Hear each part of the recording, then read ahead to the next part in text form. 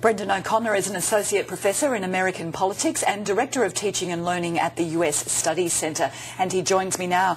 Brendon, the President is saying that a government shutdown could trigger possibly a new recession. Is that a bit of an overstatement, or is that a real possibility? Well, it depends how long it goes for. I mean, if it goes for a very long time, which is quite unlikely, it's likely to be a couple of weeks, there's going to be a lot of politics around this, a lot rests on it. The credibility of the Republicans in the House rests on it. Obama, I think, is seeing it in political terms as somewhat of an opportunity to cast the Republicans in a negative light as extremists. So the politics of this is fascinating.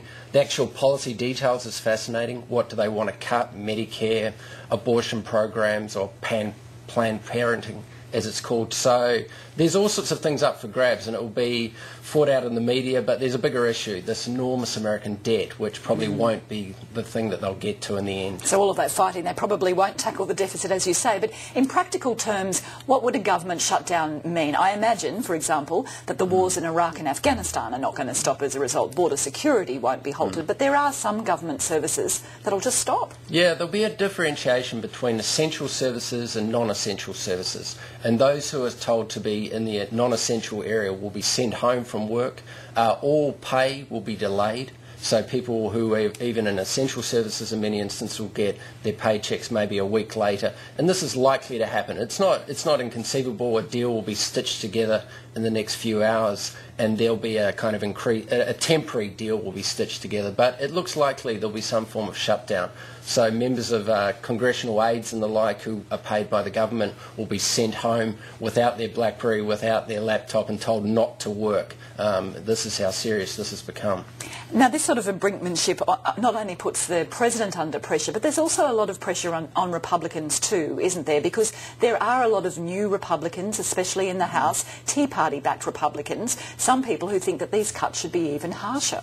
Yes, it's a credibility issue for them. I mean, it's an issue of them coming to Washington promising that they would reduce government spending, that they would turn back the tide of Obama's big government, as they would have called it. So for them, they don't want to give in. They don't want to be seen to be backing down for Obama to win this fight. So that's where the leadership of the Republican Party is caught on the hop in some regards between Obama appearing reasonable and compromising, maybe this more extreme element of the Republican Party not wanting to compromise, and John Boehner and his leadership group are in the middle in some ways, trying to win the kind of public relations battle on this, try to keep in some ways their Tea Party people happy, and there'll be no happiness. I mean, there'll be unhappiness, I'd say, on all fronts over the weekend, and I think that it looks Obama at the moment looks as though he'll come out of this the best. Now, I know on some cable TV networks they've got shutdown clocks counting down the hours until it's going to go into government shutdown, but back in the 1990s, President Bill Clinton went through a similar thing. It worked out okay for him, didn't it? Yes, very much so, and this is what Boehner's really got in the back of his mind, is a sense that for the Republicans in 1994 won a midterm election similar to what happened last year. Newt Gingrich was the Speaker of the House. He was a sort of fire-breathing Republican, a bit like the Tea Party folk, and he said, well, let's shut the government down if that's what needs to be done. We need to starve the beast, as they called it.